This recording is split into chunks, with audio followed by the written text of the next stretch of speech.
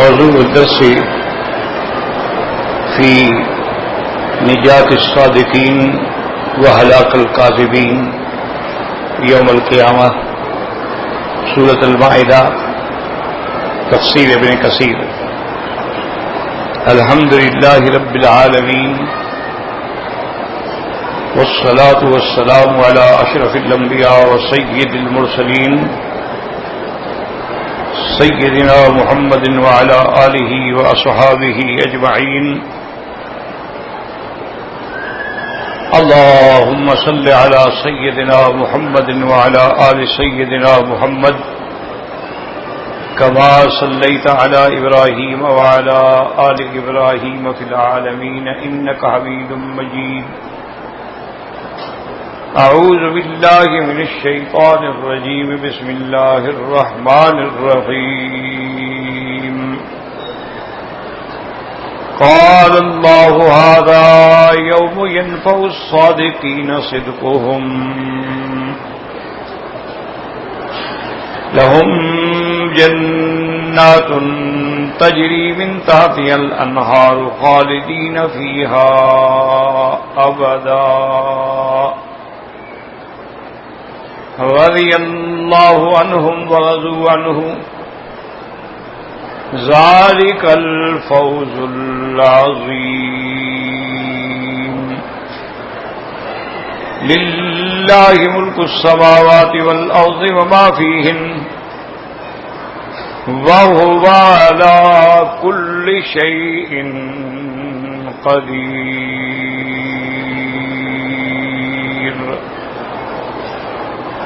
اللہ تبارک و تعالی نے کلام مقدس کی ان آیات مبارکہ میں بیان فرمایا ہے کہ ھذا یوم ینفع الصادقین صدقہم، یعنی قیامت کا دن جو یہ سورۃ المائدہ جو ہے الحمدللہ الحمدللہ الحمدللہ آپ نے پڑھی ہے، سنی ہے. اس میں اصول کے مسائل تو کم ہیں. اصولی مسائل وہ ہوتے ہیں جیسے عقیدہ ہے، توحید ہے، نبوت اور رسالت پر ایمان ہے، قیامت ہے، یہ اصول ہیں. اور اصول کے اندر یاد رکھو اول سے لے کر آخر تک، یعنی حضرت نوح علیہ السلام سے لے کر سرکار دو جہاں سیدنا محمد مصطفیٰ صلی اللہ علیہ وسلم تک اصول ایک ہے اور ان میں کوئی فرق نہیں.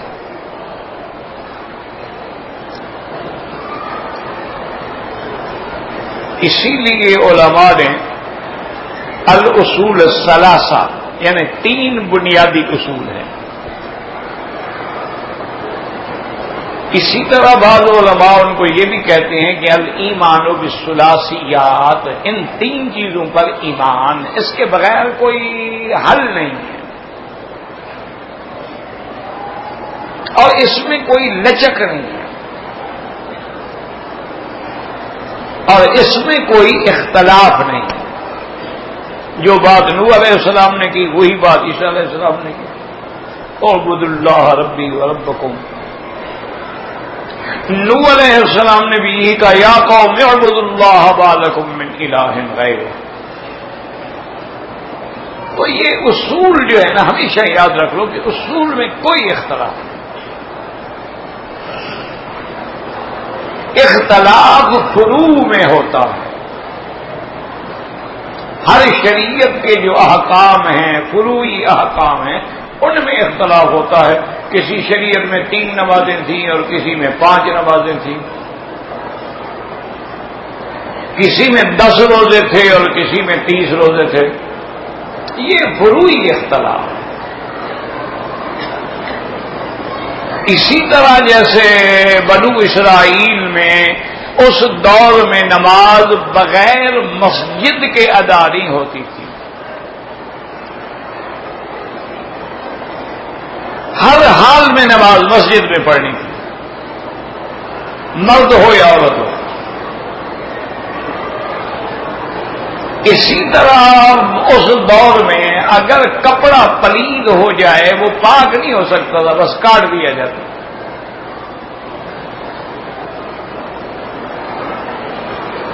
اسی طرح اس دور میں صدقات، خیرات، مال فے، مال غنیمت جو ہے وہ مجاہدوں میں تقسیم نہیں ہوتا تھا، بلکہ اس کو جمع کر کے رکھ دیا جاتا تھا کسی اونچی جگہ پر۔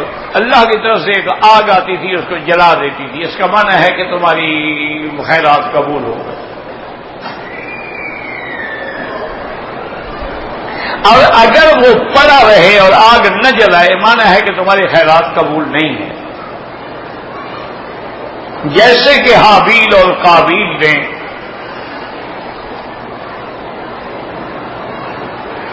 اللہ کے دربار میں خیرات پیش کی، فتقبل من احدہما ولم یتقبل من الآخر،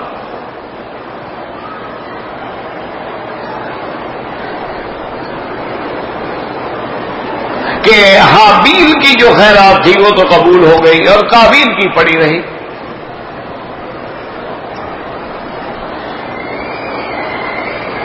تو اس لیے ہمیشہ یاد رکھیں کہ یہ احکامات تھے۔ اب میرے مدنی پاک رحمت دو عالم، سرکار دو عالم، محبوب دو عالم صلی اللہ علیہ وسلم، آپ کی شریعت میں اللہ نے اتنی وسعت دی، اتنی رعایت دی کہ جس کا کوئی دنیا میں مثال نہیں۔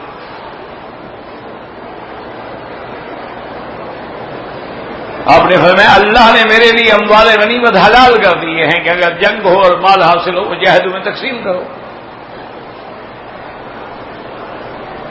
وَجُعِلَتْ لِيَ الْأَرْضُ مَسْجِدًا وَطَهُورًا، اور اللہ نے پوری زمین میرے لیے پاکیزہ بنا دی اور مسجد بنا دی، یہاں چاہو کھڑے ہو کے نماز پڑھ لو۔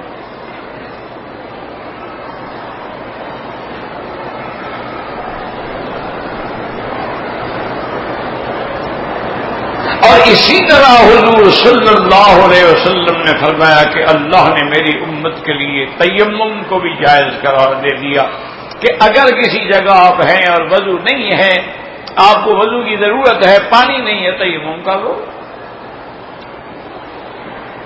حتیٰ کہ غسل کی بھی ضرورت ہے، پانی نہیں ہے، تیمم کر لو۔ لیکن تیمم یاد رکھو مٹی پہ ہوتا ہے، پتھر پہ نہیں ہوتا۔ اگر پتھر پہ مٹی پڑی ہو تو پھر تو ہو سکتا ہے۔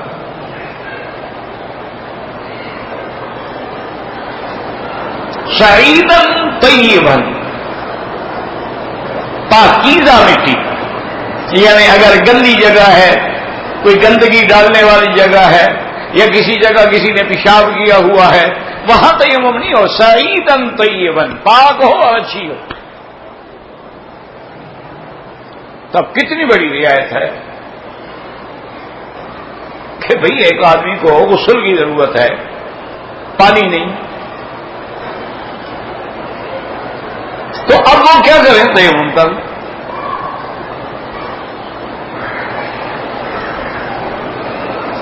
تو یہ ساری رعایتیں جو ہیں اللہ نے حضور کی شریعت میں عطا فرمائی ہیں۔ مسافر ہے، مریض ہے، روزہ چھوڑ دے، بعد میں قضا کر دے۔ یہ نہیں کہ تم لازم روزہ رکھو اور مر جاؤ۔ ایک آدمی بیمار ہو گیا، تکلیف ہو گئی، حتیٰ کہ روزہ توڑ دیا، قضا کر دو، کوئی کفارہ نہیں۔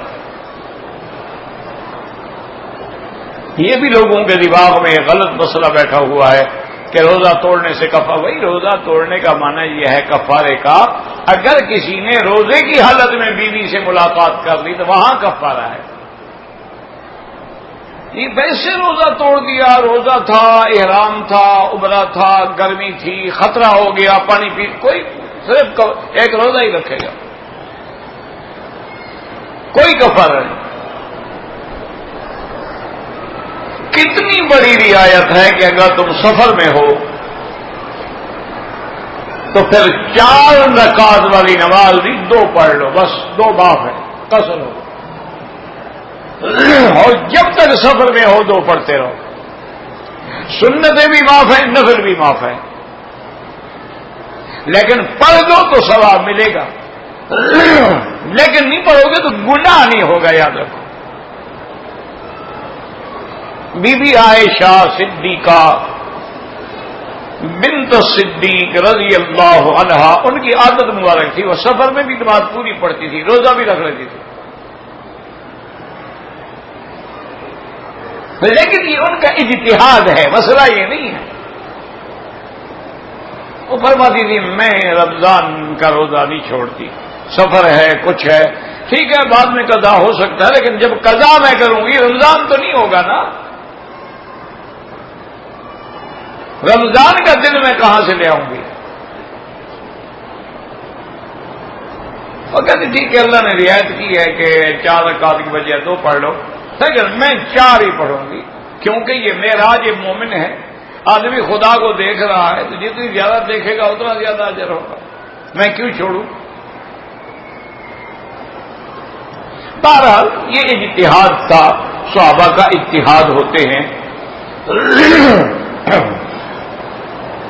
لیکن مسئلہ یہی ہے کہ اگر آپ بیمار ہیں تو روزہ قضا کر سکتے ہیں، مسافر ہیں روزہ قضا کر سکتے ہیں۔ تو یہ رعایا یہ ہے فروعی مسائل، ہمیشہ یاد رکھ لو، اصول میں کبھی اختلاف نہیں ہوگا، اصول ایک ہے، اللہ کی توحید، الوہیت، انبیاء کی نبوت اور رسالت اور قیامت۔ اور اسی طرح ایک مسئلہ یہ بھی سمجھ لو، جیسے اگلے دن میرے ایک بھائی نے لکھا تھا کہ جی عیسیٰ علیہ السلام جب آئیں گے تو وہ کون سی فقہ پہ عمل کریں گے، حنفی پہ، شافعی پہ، مالکی پہ، حنبلی پہ؟ اتنا نہیں جاہل کو پتا کہ جب نبی موجود ہو تو پھر کسی امام کی کیا ضرورت ہے؟ پھر جب نبی موجود ہے بات ختم ہو گئی، نبی سے پوچھ لیں گے بس۔ حضور جب موجود تھے کوئی مسئلہ آیا صحابہ نے پوچھ لیا، یہ تو جب دین پھیلا ہے اور صحابہ دور دور گئے ہیں، پھر اللہ کے نبی نے بھی صحابہ میں سے چند لوگ ہیں جن کو اجازت دی کہ تم فتوا دو۔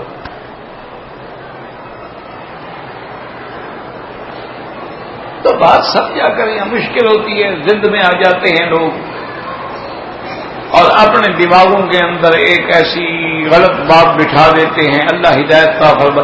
اچھا اسی طرح یاد رکھو کہ جو مسئلہ سنت ہے، حدیث اور سنت میں فرق ہے، یاد رکھو۔ اس لیے حضور نے فرمایا کہ میری سنت کو پکڑو، اسی لیے ہمارا لقب ہے اہل السنت والجماعہ،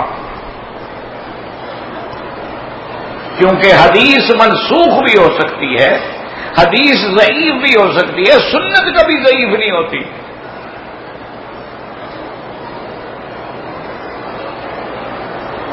اور حدیث میں ایک چیز ہوتی ہے لیکن وہ سنت نہیں ہوتی۔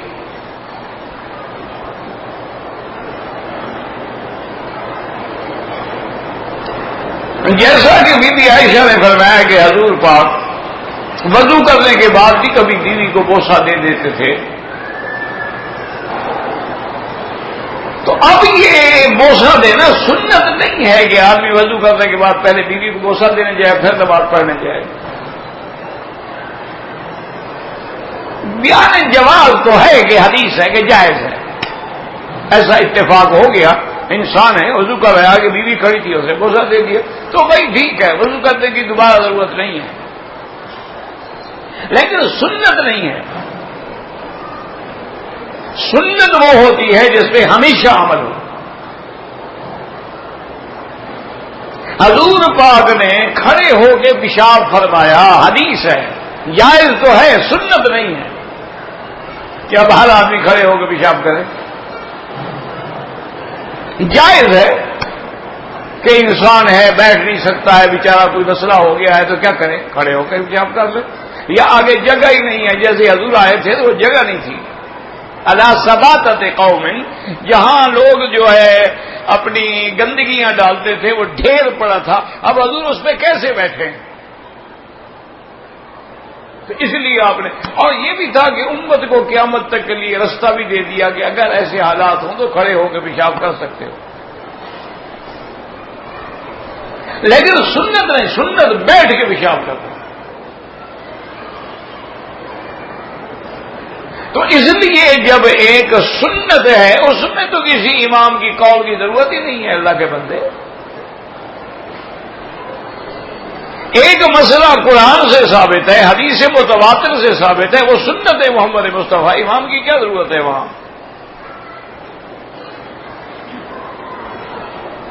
فقہ کی اور امام کی ضرورت وہاں پڑتی ہے کہ مسئلہ قرآن میں بھی نہیں ہے، حدیث میں بھی نہیں ہے،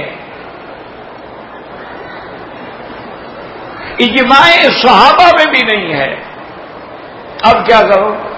اب لازم فقیہ کے دروازے پہ جانا پڑے گا۔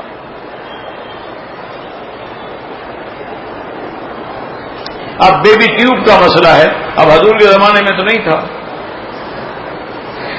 خون لگوانے کا مسئلہ ہے کہ کسی کا بلڈ لے کے دوسرے بندے کو لگا دو، اب حضور کے زمانے میں تو نہیں تھا، یہ تھا ہی نہیں۔ آنکھوں کا کرنیا جو ہے، یعنی آنکھ پوری کی پوری بدل دینا، اب حضور کے زمانے میں تو نہیں تھا۔ ایک آدمی کا گردہ خراب ہو گیا، دوسرے سے گردہ لے کے بدل دو، یہ تو اس دور میں تھا نہیں، اب مجتہدین کے دروازے پہ آنا پڑے گا، اب فقہ کے بغیر گزارا ہی نہیں، ان سے پوچھنا پڑے گا۔ اور اللہ نے ان کو اتنا علم دیا ہوتا ہے کہ وہ قرآن و سنت کی روشنی میں تلاش کرتے ہیں۔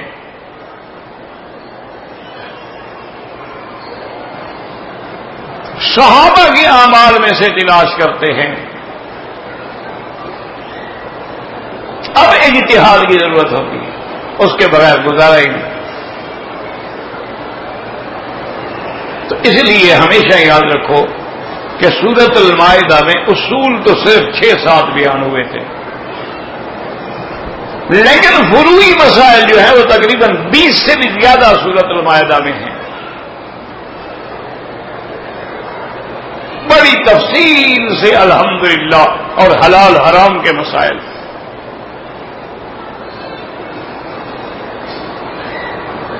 یہ سارے الحمدللہ ہم پڑھ چکے۔ اب آخری مسائل کیا تھے؟ وہی اصول آ گیا، کیونکہ قیامت کا عقیدہ اصولی ہے۔ تو یوم یجمع اللہ الرسل، جب اللہ رسولوں کو اکٹھا کریں گے، فَيَقُولُ مَاذَا أُجِبْتُمْ قَالُوا لَا عِلْمَ لَنَا إِنَّكَ أَنْتَ عَلَّامُ الْغُیُوبِ۔ وہ کون سا دن ہوگا؟ قیامت۔ اسی لیے اللہ نے اس کو قیامت بھی کہا ہے، اور اللہ نے اس کو لیوم عظیم، اسی طرح یوم یجمعکم لیوم الجمع، اس کو یوم الجمع بھی کہا ہے، اس کو یوم التغابن بھی کہا ہے،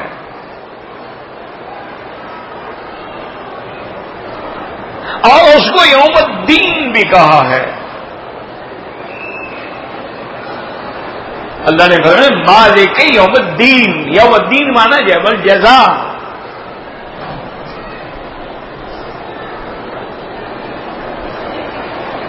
تو اسی لیے اس دن جب اللہ سارے رسولوں کو، تو وہ قیامت کا دن ہوگا، اور قیامت کے دن ساری مخلوق جمع ہوگی۔ قل ان الاولین والآخرین لمجموعون الی میقات یوم معلوم۔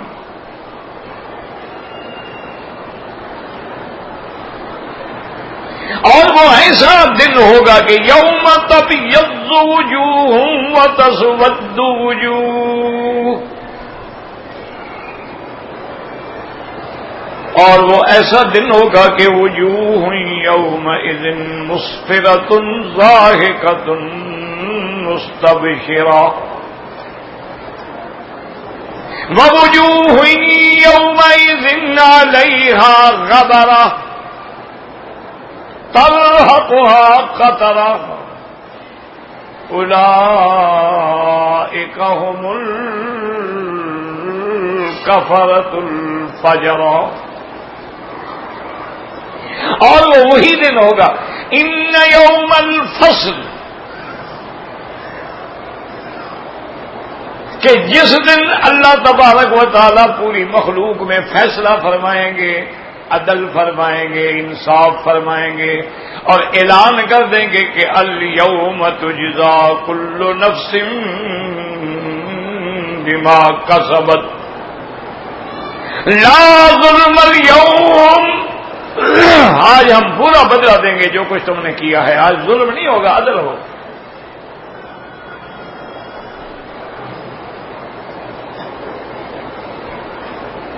اللہ اکبر اللہ اکبر. وہ ایسا دن ہوگا، صحیح حدیث مبارک میں آتا ہے حضور پاک نے فرمایا کہ سورج جو ہے وہ 1 میل کے فاصلے پہ ہوگا. اب تو لاکھوں میلوں پہ ہے نا، تو جب 1 میل پہ ہوگا تو پھر گرمی کا کیا عالم ہوگا. حضور نے فرمایا اس دن بعض لوگوں کو ٹخنوں تک پسینہ ہوگا، بعض کو گھٹنوں تک پسینہ ہوگا، بعض کو کمر تک پسینہ ہوگا، اور بعض کو سینے تک پسینے میں ڈوبے ہوں گے، اور بعض کو یلجمہ لجامن منہ کے اندر جیسے گھوڑے کو لگام دیتے ہیں پسینے نے لگام دی ہوگی. اللہ اکبر اللہ اکبر. اور فرمایا وہ دن ایسا ہوگا کہ بعض لوگوں سے اتنی بدبو آ رہی ہوگی کہ جہنم والے بھی تنگ آ جائیں گے، اور بعض لوگوں کی زبانیں جو ہیں وہ لٹکی ہوں گی، سینے پہ پڑی ہوں گی.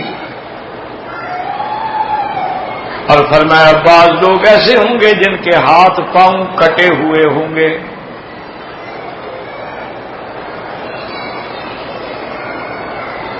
اس دن کا یہ عالم ہوگا. اللہ اکبر. اور ہر جماعت جو ہے الگ ہوگی. فتاتون افواجا، کیا مانا؟ پہلے تو ایک امت الگ ہوگی نا، ہر نبی کی امت الگ ہوگی. پھر ہر امت کے اندر جو زانی ہیں وہ الگ ہوں گے، شرابی ہیں وہ الگ ہوں گے، جو سود کھانے والے ہیں وہ الگ ہوں گے، جھوٹ بولنے والے الگ ہوں گے، جھوٹے اور بدعتی مولوی الگ ہوں گے. سب کو الگ الگ کھڑا کیا جائے گا. کھل کے گناہ کرنے والے المعلن بالکبائر، کبائر گناہ اور سب کے سامنے کرتا ہے، دندلا کے کرتا ہے، وہ الگ ہوں گے.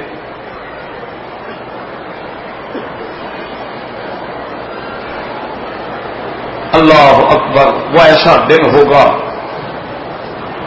اور ساتھ یہ بھی دیکھ لو کہ وہ دن اتنی شدت کے باوجود ایمان والے صادقین، صدیقین، شہداء، انبیاء، اولیاء، صلحاء، مومنین، ان کے لیے ایسا ہوگا کہ لا یحزنہم الفزع الاکبر، کوئی پریشانی نہیں. بڑے مزے میں کھڑے. اور بعض خوش نصیب تو ایسے ہوں گے کہ جو اللہ کے عرش کے سائے کے نیچے ہوں گے.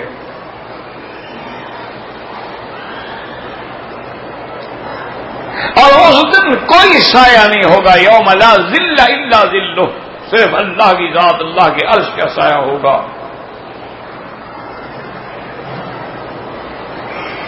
اللہ اکبر. تو یہ وہ دن ہے کہ اللہ نے فرمایا کہ آج جو ہے نا جی، آج جو صادقین ہیں وہ کامیاب ہوں گے اور جو کاذبین ہیں وہ ہلاک. اچھا یاد رکھو کہ صدق اور کذب جو ہے یہ اقوال میں بولا جاتا ہے، یعنی فلاں نے سچی بات کی، فلاں نے جھوٹی بات کی. لیکن کبھی کبھی اعمال میں بھی بولا جاتا ہے، جیسے کہ حضور پاک نے فرمایا کہ جو آدمی ہو تو نہیں عالم لیکن عالموں والا لباس پہن کے دھوکہ دیتا ہو تو اس کا وہی ہے کہ لابسی جو ہے یہ زور، اس نے بھی جھوٹ کا گویا کہ کپڑا اوڑھا ہوا ہے.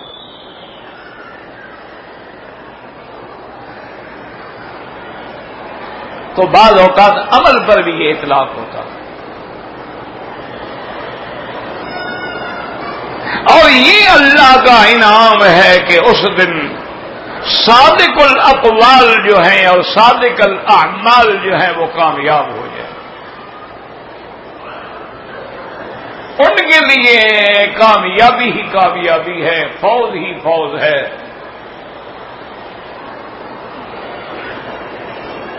اسی لیے ان کو تو اللہ اور حضور نے فرمایا کہ قیامت والے دن لوگ پیدل بھی آ رہے ہوں گے اور لوگ ایسے بھی ہوں گے جن کو سواریوں پہ سوار کر کے لایا جا رہا ہوگا جو ایمان والے ہیں.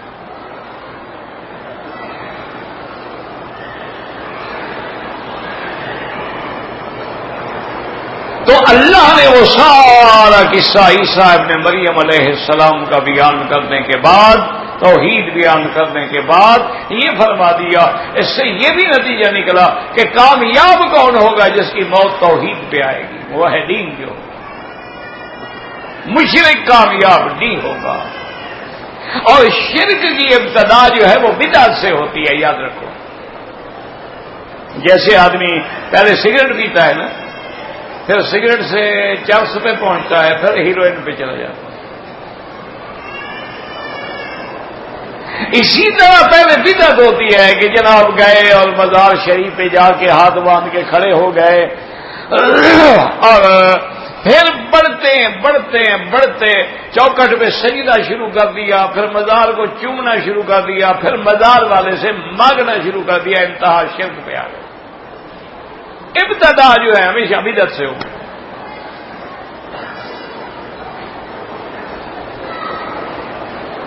اور اس طرح میرے محترم بزرگوں ایک بات یاد رکھو، علماء نے لکھا ہے کہ شرابی ہے، زانی ہے، ڈاکو ہے، قاتل ہے، چور ہے، اس سے امید ہے کہ وہ توبہ کر لے، لیکن بدعتی سے امید نہیں ہوتی توبہ کرنے. وجہ کیا ہے کہ جتنا بھی شرابی کیوں نہ ہو، جب عقل میں ہو، ہوش میں ہو تو اس کو اچھا نہیں سمجھتا، کہتا ہے بھائی یار دعا کرو میں بڑی مصیبت میں ہوں. نشے والے ہیں، جب نشہ ٹوٹتا ہے نا پھر ان سے پوچھو.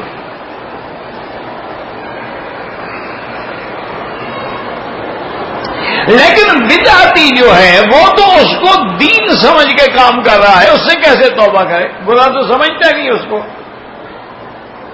وہ تو سمجھتا ہے میں تو جناب حضرت ولی اللہ کی مزار پہ آیا ہوں، ان کو میں سجدہ کر رہا ہوں، میں چوم رہا ہوں، میں غلاف ڈال رہا ہوں، میں حضور کے نام پہ ماشاءاللہ بڑے دیگیں پکا رہا ہوں، لنگر چلا رہا ہوں. وہ تو نیکی سمجھ رہا ہے بیچارہ، اس کو پتہ تو نہیں میں شرک کر رہا ہوں.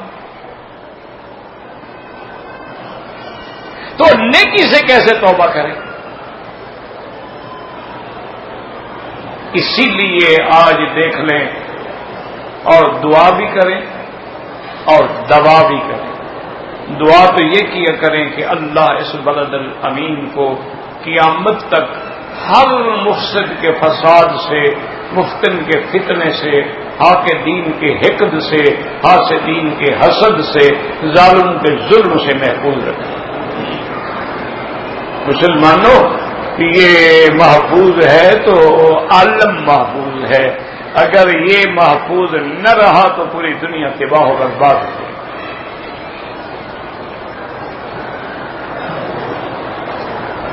اب دیکھیں نا جی کہ ان کی مسجد میں آ کے خود کش دھماکہ کرنا، وہ بدبخت دین سمجھے ہوئے ہیں کہ ہم باطل کو مٹا رہے ہیں، باطل کا مقابلہ کر رہے ہیں۔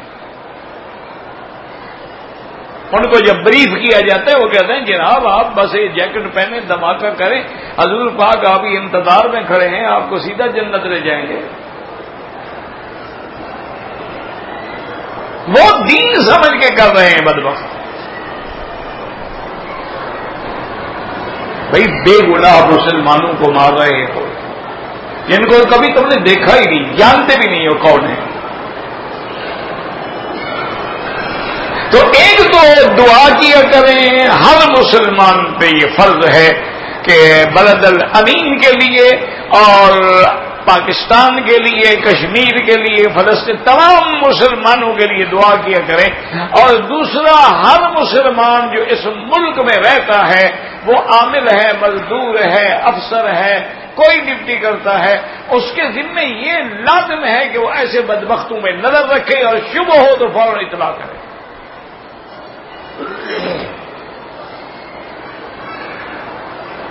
اگر محلے میں آدمی ذرا نگرانی کر لے نا تو پھر جرم نہیں ہوتا۔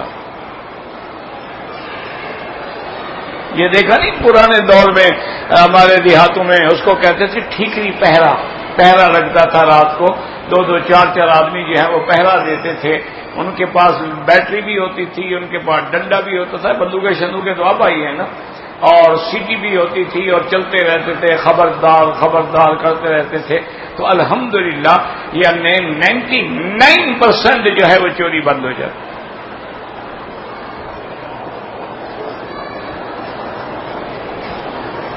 تو ہر مسلمان کی یہ ذمہ داری ہے کہ اس ملک میں رہتے ہو، اس ملک کا کھاتے ہو، یہاں سے تمہیں پیسہ ملتا ہے۔ جن کے پاس سائیکل بھی نہیں تھا کاروں میں پھرتے ہیں، جن کے پاس لیمپ بھی نہیں تھا وہ ماشاءاللہ بجلیوں میں اور ایئر کنڈیشنوں میں سوتے ہیں۔ تو اس نعمت کا ہم پر یہ فرض بھی ہے، لازم بھی ہے کہ ہم نظر رکھیں ہر آدمی پر۔ کوئی نیا آدمی محلے میں نظر آئے، کچھ حرکات و سکنات اس کی اچھی معلوم نہ ہوں، دیکھو کون ہے، کب مکان لیا ہے، کہاں رہ رہا ہے، پہلے تو یہ کبھی نظر نہیں آیا تھا۔ تو ایسے اگر ہمت کرو گے نا انشاءاللہ اللہ پاک رحمت کرے گا۔ اور ویسے اللہ پاک لا یحب المفسدین، اللہ کو فساد کرنے والے پسند نہیں ہیں، اللہ ان کو مٹا دے گا انشاءاللہ، مٹ جائیں گے۔ لیکن مٹتے مٹتے جو ہمارے کتنے بھائیوں کو مار دیا تو کتنا نقصان ہو گیا۔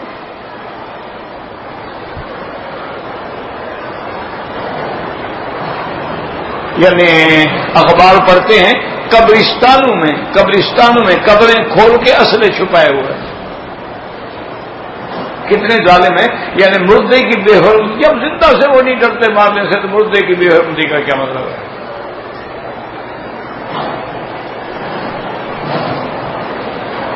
تو اس لیے ہمیشہ یاد رکھیں کہ اللہ کے آگے کوئی چیز چھپی نہیں، ذرے ذرے کا حساب ہے۔ تو اب اللہ نے فرمایا کہ جو لوگ موحد ہوں گے، صادقین کا معنی ہی یہ ہے، یاد رکھو۔ حضرت ابن عباس فرماتے صادقین کا معنی ہی موحدین ہے۔ جو اللہ کی توحید نہیں مانتا وہ جھوٹا ہے، وہ صادق کیسے ہے؟ جو اللہ کی صفات کو نہ مانے، اللہ کے نبی کو نہ مانے، پیغمبر کو نہ مانے، قرآن کو نہ مانے، کتاب کو، وہ کیسے سچا ہے؟ وہ تو جھوٹا ہے۔ اور یہ وہی فتنے ہیں، یاد رکھنا میری بات، چھوٹا منہ بڑی بات، کہ جو صحابہ کے زمانے میں جو خوارج پیدا ہوئے تھے، روافض پیدا، یہ آج بھی یہ وہی ہیں۔ وہ بھی مسلمانوں کو قتل کرنے میں ثواب سمجھتے تھے۔ یعنی ان کی جو خوبصورت لڑکی ہوتی تھی نا قبیلے میں، وہ من کہتی تھی کہ میں اس بندے سے شادی کروں گی جو حضرت علی کو قتل کرے گا۔ ان کے نزدیک حضرت علی کو قتل کرنا جو ہے بہت بڑی سعادت تھی۔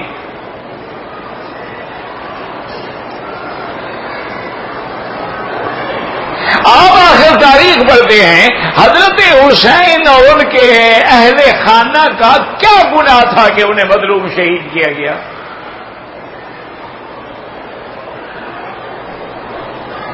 اور کون تھے وہ شہید کرنے والے؟ کون تھا ابن زیاد؟ کون تھا شمر ذی الجوشن؟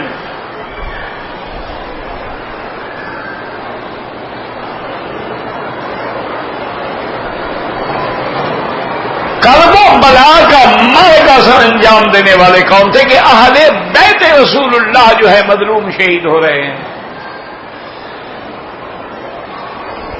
سیدنا عمر رضی اللہ تعالی عنہ کو شہید کرنے والا کون ہے کہ آپ محراب نبوی میں کھڑے ہیں اور وہ خنجر مارتا ہے؟ سیدنا عثمان مظلوم کو قرآن پڑھتے ہوئے شہید کرنے والے کون تھے؟ سیدنا علی رضی اللہ تعالی عنہ کو عبد الرحمن ملجم یہ کون تھے؟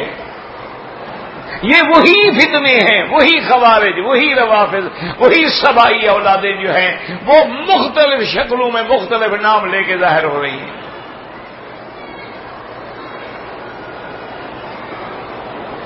اس کا حل کیا ہے؟ اللہ کی طرف رجوع کرو، اللہ کی طرف لوٹ جاؤ، استغفار کرو، دعائیں کرو، اور ہر مسلمان اپنے دوسرے مسلمان کی حفاظت کرے، مسجدوں پہ نظر رکھے، محلوں پہ نظر رکھے، یہ نئے نئے چہرے جہاں نظر آئیں ان پہ بھی نظر رکھے کہ یہ کون ہیں، تو انشاءاللہ اور جب بھی ذرا محسوس ہو بالکل مت گھبراؤ۔ الحمدللہ یہاں ہر جگہ پر ان کے آدمی موجود، صرف چپ کر کے خبر کر دو۔ فرمایا قال اللہ ھذا یوم ینفع الصادقین صدقہم۔ علماء فرماتے ہیں یاد رکھیں کہ عیسیٰ علیہ الصلوۃ والسلام نے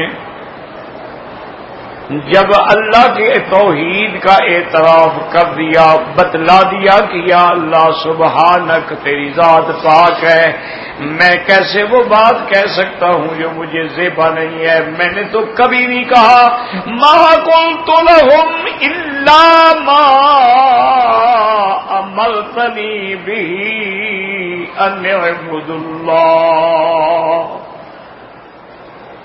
اللہ نے فرمایا آج وہی کامیاب ہو گئے جنہوں نے عیسیٰ علیہ السلام کو اللہ کا رسول سمجھا، اللہ کا نبی سمجھا ہے، اللہ کا بندہ سمجھا ہے، اللہ کا بیٹا یا ان کو خدا نہیں مانا ہے، آج وہ کامیاب ہوں گے۔ اور کامیابی کے بدلے میں انعام کیا ملے گا؟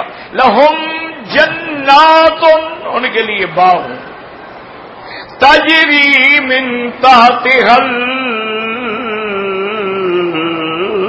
الانہار۔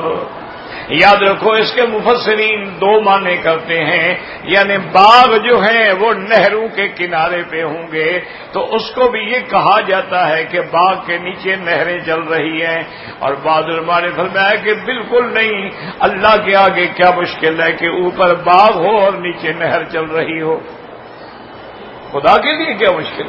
آج تو دیکھا نہیں آپ نے سمندروں کے اندر بھی سرنگیں بنا دی ہیں، راستے بنا دیے ہیں، اوپر سمندر ہے اور نیچے گاڑیاں چل رہی ہیں، کاریں چل رہی ہیں، گاڑیاں جا رہی ہیں، اوپر سمندر ہے اور نیچے ہوٹل بنے ہوئے ہیں۔ تو اگر یہ بندے بنا سکتے ہیں تو جو بندوں کو بنانے والا ہے اس کے لیے کیا مشکل ہے؟ تجری من تحتها الانہار خالدین فیہا ابدا۔ اور یہ بھی نہیں کہ وقتی طور پہ دے دیں گے، مہینے کے لیے، سال کے لیے، دو، فرمایا نہ وہ انہی جنت کے باغوں میں ہمیشہ کے لیے رہیں گے، کبھی نہ نکلیں گے نہ نکالے جائیں گے، نہ ان سے کبھی ان کا دل بھرے گا۔ اور سب سے بڑی نعمت کیا ہے؟ رضی اللہ عنہم، وہ اللہ ان سے راضی ہو گیا، وَرَضُوا عَنْهُ، وہ اپنے اللہ سے راضی ہو گئے، اللہ راضی ہو گیا، جنت دے دی، جب جنت مل گئی تو وہ اپنے رب سے بھی راضی ہو گئے کہ مولا تو نے تو اتنا دے دیا ہے کہ جس کے ہم مستحق بھی نہیں تھے۔ اور یہ رضا جو ہے اصل میں ذالک الفوز العظیم، اللہ کی رضا جو ہے یہی سب سے بڑی کامیابی ہے کہ اللہ راضی ہو جائے. اور آگے اللہ فرماتے ہیں پھر وہی مسئلہ آ گیا اصول والا, للہ ملک السماوات والارض وما فیہن. للہ یار مجرور ہے مقدم ہے, مانا حسر اللہ ہی کے لیے ہے آسمانوں اور زمینوں کا ملک اور جو اس کے اندر ہے سب اللہ کے لیے ہے. جب سب اللہ کے لیے ہے تو تم کیسے پیروں سے مانگ رہے ہو, فقیروں سے مانگ رہے ہو, تم کیسے نجومیوں سے مانگ رہے ہو, تم کیسے قبروں سے مانگ رہے ہو, تم کیسے درختوں سے مانگ, وہ تو اس کے ملک میں ہے جب ان کے پاس ہے ہی کچھ نہیں. اللہ نے فرمایا جن کو تم پکارتے ہو نا والذین تدعون من دونہ ما یملکون من قطمیر, یہ جو کھجور کی گٹھلی میں دھاگا سا ہوتا ہے یہ تو اتنے کے بھی مالک نہیں ہے, تم ان سے مانگ رہے ہو. دیکھو نا تیرے منہ پہ مٹی آ جائے, ٹھنڈے دل سے سوچو, انسان مٹی آ جائے برداشت نہیں کرتا, فوراً ہٹاتا ہے, منہ دھوتا ہے, کپڑا صاف کر. ان پر تو منو مٹی پڑی ہوئی ہے, یہ تو اس کو نہیں ہٹا سکے, تمہاری مشکل کیسے ہٹائیں گے؟ تمہارے اوپر 2 اینٹیں رکھ دیں اٹھا کے چلو کتنا فرق پڑتا ہے. تم نے تو ان کے اوپر ماشاءاللہ اتنی بڑی بلڈنگیں کھڑی کر دی ہیں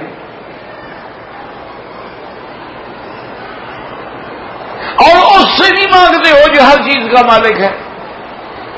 للہ ملک السماوات والارض وما فیہن وہو علی کل شیء قدیر. وہی مالک ہے, وہی متصرف ہے, ہر چیز پہ قدرت رکھتا ہے. یفعل ما یشاء ویحکم ما یرید واللہ اعلم.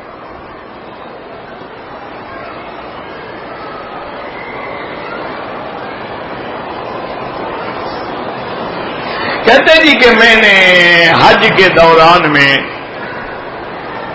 کیونکہ مسئلہ یہ ہے کہ پہلے چھوٹا شیطان اور درمیانی شیطان کو کنکری مار کے دعا کریں اللہ سے, قبلے کی طرف رخ کر کے لمبی ڈبی دعا کرنا جو ہے وہ سنت ہے اور دعا قبول ہوتی. کہتا میں نے دعا نہیں کی تھی, کوئی بات نہیں, مستحب ہے, مانگی تھی تو اچھی بات ہے, نہیں مانگی تو کوئی مسئلہ نہیں, لیکن ماشاءاللہ جلدی مسئلہ پوچھنے آ گئے ہو.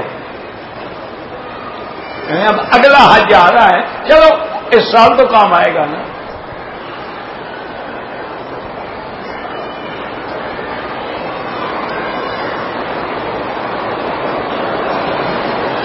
عمرے کے دوران طواف صفا مروہ کر کے میرے دانتوں میں بیماری ہے, خون نکل آیا, کوئی دم نہیں.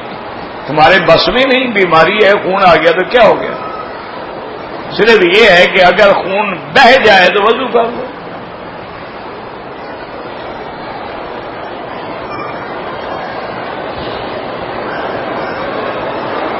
کہتے جی کہ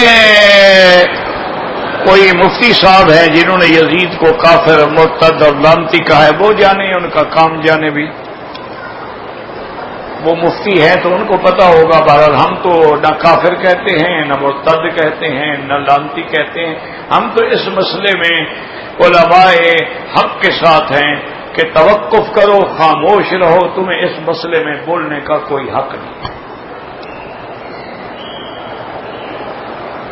عبداللہ ابن المبارک جو امیر المومنین فی الحدیث ہے, ان سے کسی نے پوچھا تھا تو انہوں نے فرمایا ابھی جب اللہ نے اس دور میں ہمیں رکھا ہی نہیں, ہمیں محفوظ رکھا, ہم پیدا ہی نہیں ہوئے تھے, تو بلا وجہ اب مسئلے بتانے کے بعد کیوں مجرم بنے؟ وہ جانے, ان کا کام جانے. اچھا اگر حضرت حسین نے ان کو معاف کر دیا ہو تو قاتل کو بھی معاف کیا جا سکتا ہے, تو پھر آپ کیا کریں گے؟ ویسے بہت سارے علماء یزید کو پلید بھی کہتے ہیں, فاسق بھی کہتے ہیں, لیکن کافر مرتد میں نے نہیں سنا. یہ آپ سے میں آج سن رہا ہوں.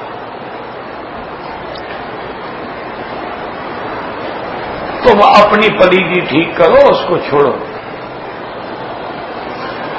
تم اپنی اصلاح کرو. ہم سے قبر میں ہمارے بارے میں سوال ہوگا, یزید کے بارے میں ہم سے نہیں پوچھیں گے.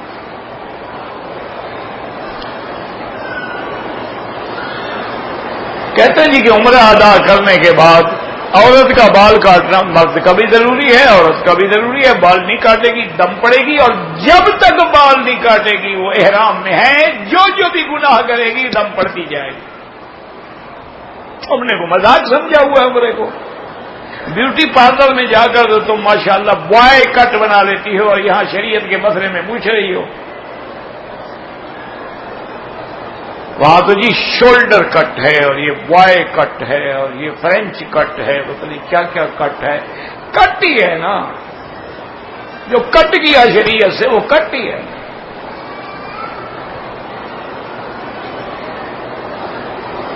کہتے جی جیلی مقابلے میں ان کو مار دیا گیا ہے. بہرحال جو مظلوم ہیں اللہ ان پہ رحم کرے. باقی ہم جانتے نہیں واقعہ کیا ہے، ہم موجود تھے، ہم چشمدید گواہ ہیں. اگر مظلوم ہیں اللہ ان کا بدلہ لے.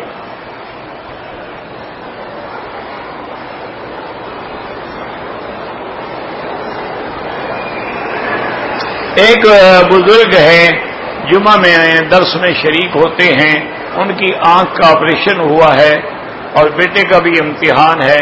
اللہ ان کی آنکھ بھی ٹھیک کرے اور ہر بیمار کو شفا دے، اور جن بچوں کے امتحان ہیں اللہ ان کو کامران و کامیاب کرے.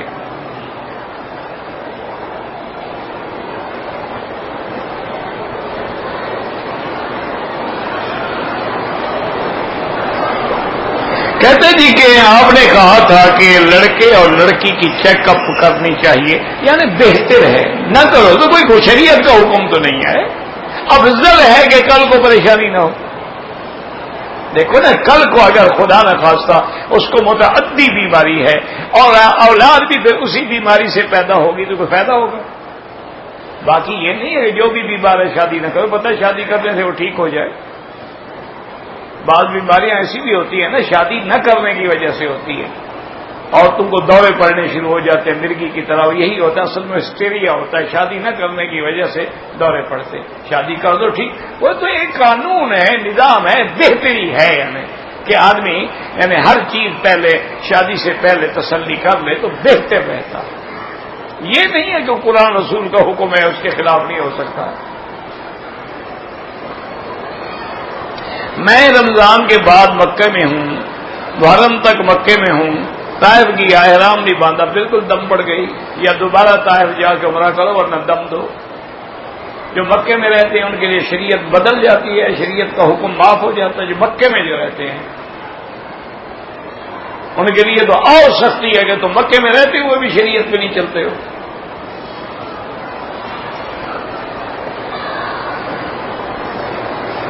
ایک آدمی کے لیے حج بدل کرنا چاہتا ہوں، اگر حج بدل کرنے کے لیے مجھے پیسے دے بالکل جائز ہے، کیونکہ تمہاری ذمہ داری تھوڑی ہے کہ تم خرچہ کرو. حج بدل کرنے کے یہ تو باقاعدہ کتاب، جو جس کا حج بدل ہے وہ سارا خرچہ دے گا.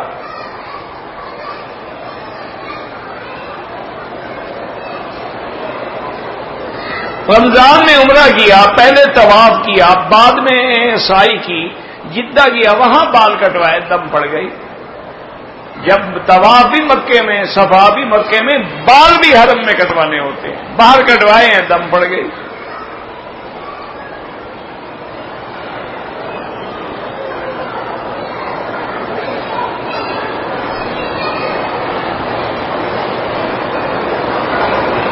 کہتے میرا پتہ نہیں کیا ہے کہ میں حج بدل کراتا ہوں، عمرے بھی کراتا ہوں، مجھے نہیں پتا وہ کون ہے، میں نہیں جانتا کسی کو. ایسے ایجنٹوں سے بچو. یہ 10 آدمیوں سے انشاءاللہ پیسے لیں گے، حج ایک کا بھی نہیں کریں گے، سب جھوٹے. الا قلیل من عبادی الشکور. سورۃ فاتحہ اگر امام شافی ہے، شافی مسلک پہ ہے تو امام کے پیچھے پڑھے، اور حنفی ہے تو امام کی فاتحہ جو ہے کافی ہے. میں عصر کی نماز کے بعد جو طواف کرتا ہوں، پھر میں مغرب میں آ کے درس سنتا ہوں. عشاء کے بعد پڑھ لیں 2 رکعت، مغرب کے بعد پڑھ لیں، جب اذان کے بعد پڑھ لیں.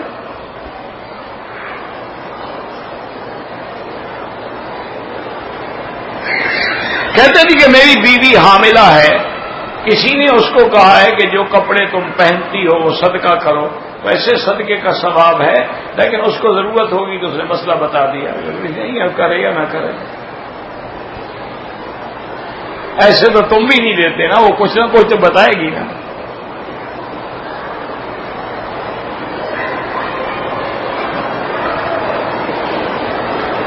میں سعودی عرب میں رہتا ہوں، صدقہ دینا چاہتا ہوں، پاکستان میں دیں، بنگلہ دیش میں دیں، انڈیا میں دیں، جہاں مسلمان مظلوم ہیں، سیلاب میں مر رہے ہیں، نہ گھر ہے، نہ در ہے، نہ مال ہے، نہ مویشی ہے، نہ روٹی ہے، نہ پانی ہے۔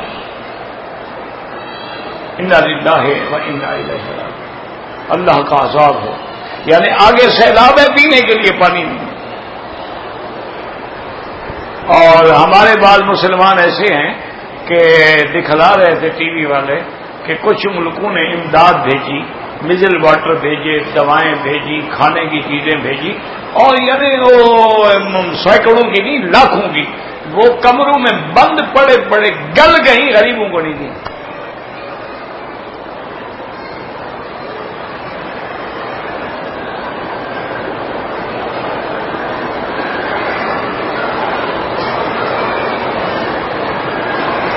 کہتے جی کہ میں شادی شدہ ہوں، میرے بچے بھی ہیں، زندگی بھی اچھی گزر رہی ہے، لیکن ایک لڑکی کو مجھ سے محبت ہے، وہ مجھ سے شادی کرنا چاہتی ہے اور کہتی ہے شادی نہیں کرو گے تو میں خودکشی کر لوں گی۔ اس کو کرنے دو خودکشی، اس کو کہو جاؤ کرو،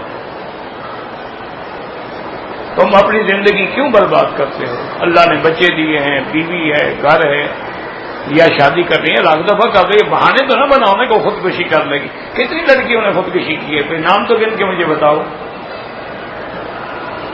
ذرا فہرست مجھے دے دو، میں بھی رابطہ کر لوں، کوئی ایسی بےتاب ہو تو میری شادی کروا دو۔ کیا تماشا بنا رہی؟ تمہارا گھر ہے، آباد ہے، بچے ہیں، خدا کا شکر ادا کرو۔ خودکشی کوئی نہیں کرتا، جب دوسرا ملے گا تو میں یاد ہی نہیں کرے گی۔ اس لیے ایک حکیم صاحب ہوتے تھے، فوت ہو گئے، بہت بڑے حکیم تھے، اللہ ان کی قبر پہ رحمت کرے، بہت بڑے عالم بھی تھے، مدرسے میں جا کے حدیث بھی پڑھاتے تھے، بہت بڑے عالم تھے، بہت بڑے حکیم تھے، ولی اللہ تھے، مغرب سے عشاء تک 10 پارے منظر روز پڑھتے تھے نفلوں میں۔ وہ مجھے بتایا کرتے تھے، وہ کہتے مکی صاحب، مرد کا عقل جو ہے نا دماغ سے شروع ہوتا ہے اور ناف تک آتا ہے، اور عورت کا عقل شروع ہی ناف سے ہوتا ہے اور پاؤں کی ایڑی تک جاتا ہے۔ بس اس کا جب یہ مسئلہ فٹ ہو جائے گا، نہ باپ یاد رہے گا نہ ماں یاد رہے گی، خودکشی تو خودکشی رہی نا۔ جو ماں باپ کو چھوڑ کے خودکشی کرنا چاہتی ہے تیرے ساتھ رہے گی۔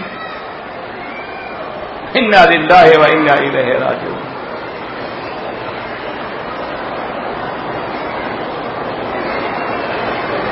میں نے کہتا ہے آپ نے ٹھیک کہا تھا کہ پہلے یہ نفل چھڑواتے ہیں پھر سنت چھڑواتے ہیں، 25 سال سے میں نے چھوڑی ہوئی تھی، اب نفل پڑھنی شروع کی ہے۔ میرا بھائی یہ میں نے نہیں کہا تھا، یہ علماء نے لکھا ہے، من تہاون عن النوافل او کے باب حرمان السنت، جو آدمی نفلوں میں کوتاہی کرے گا اللہ اس کو سنتوں سے محروم کر دیتے ہیں، اور جو سنتوں سے کوتاہی کرے گا اللہ اس کو فرضوں سے بھی محروم کر دیتے ہیں۔ وہ ایسا ایسا ایسا ایسا معلوم ہوتا چلا جاتا ہے۔ اس کی ایک بات یاد رکھو نا، جو آدمی مغرب کے بعد 2 نفل بھی نہ چھوڑے، کبھی 2 سنت چھوڑے گا تو پہلے کام سٹارٹ نفل سے کرے گا نا، پھر ایسا یار کوئی سنت موقع غیر موقع آئی تو اماموں نے بنائی ہوئی ہے، چھوڑے یار، فرض پڑھ لیا، بات ختم ہو گئی۔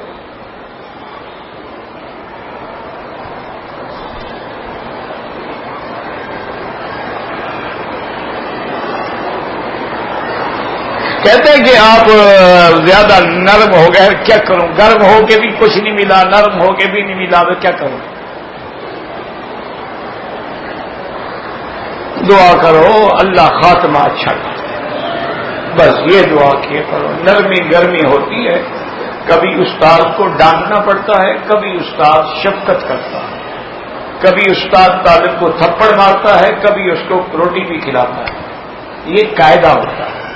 باقی اصل بات یہ ہے کہ دعا کرو اللہ خاتمہ اچھا کرے، اللہ رسوا نہ کرے۔ اور جب موت کی گھڑی آئے تو زبان سے جاری کر دے لا الہ۔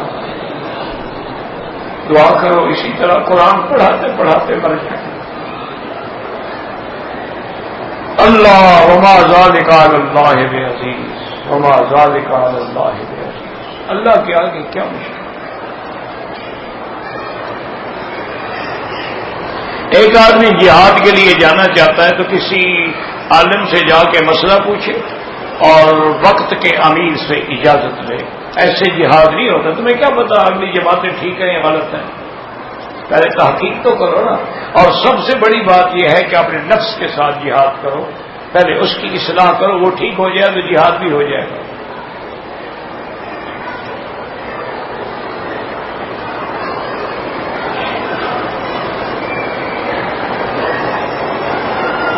یہ میرا بھائی وراثت کا مسئلہ جو ہے، اپنے علاقے کے مدرسے میں چلے جائیں، وہاں مفتی ہوتے ہیں، ان کو لکھ کے دیں کہ فلاں بندہ مر گیا، کیا چھوڑ گیا کیا چھوڑ گیا، پھر وہ آپ کو فتویٰ دیں گے۔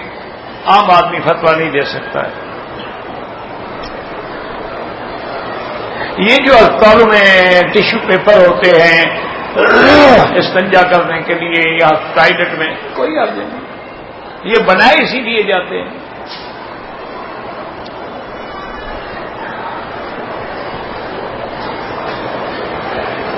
اگر کسی نے شوال سے حج تک کئی عمرے کیے ہیں، پھر دم ایک دے گا، 100 دم نہیں دے گا، 100 عمرہ کرے یا ایک کرے، لیکن مکے والوں کو افضل یہ ہے عمرہ نہ کریں، حج افراد کریں۔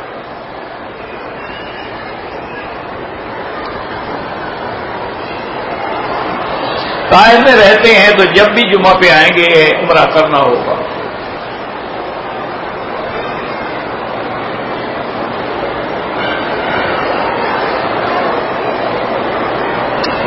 میں نے گردے تبدیل کیے، آپریشن کے بعد مٹی یا کپڑا وغیرہ نہیں چھوڑتا تھا، میں رومال سے تیمم کرتا تھا، پر آپ نہ بھی کرتے تو اشارے سے بھی نماز ہو جاتی ہے، کوئی بات نہیں۔ جب وہ نہیں دیتے تھے کوئی چیز تیمم کے لیے، آپ مجبور تھے۔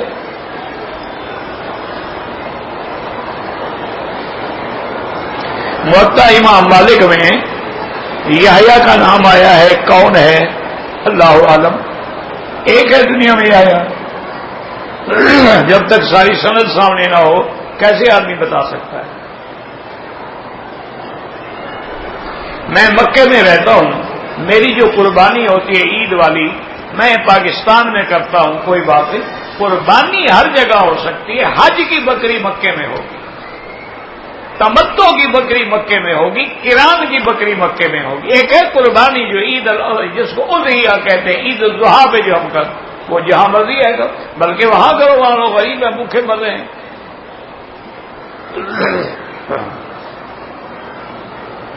جو مکے میں رہتے ہیں افضل یہ ہے حج کے مہینوں میں عمرہ نہ کریں، حج افراد کریں، پھر حج کے بعد جتنا مرضی آئے عمرے کریں۔ اور ویسے بھی جتنے آپ نے عمرہ کرنا ہے اس سے طواف زیادہ افضل ہے، طواف کرو۔ جو ہمارے مردہ رشتے دار ان کے لیے حج بھی عمرہ ہو سکتا ہے۔ میں نے رمضان میں عمرہ کیا، حلق مغرب بعد کیا، مغرب کے حلق کیا ہے نا، وہ رمضان کا عمرہ ہے، شوال کا نہیں ہے۔ دم پاکستان میں نہیں دے سکتے، جہاں غلطی ہوگی دم وہی دیا جاتا ہے، دم دیا جاتا ہے حرم میں، حتی یبلغ الہدی محلہ، کہ اس کے مقام پہ پہنچا، اور مقام حرم ہے۔ واللہ اعلم۔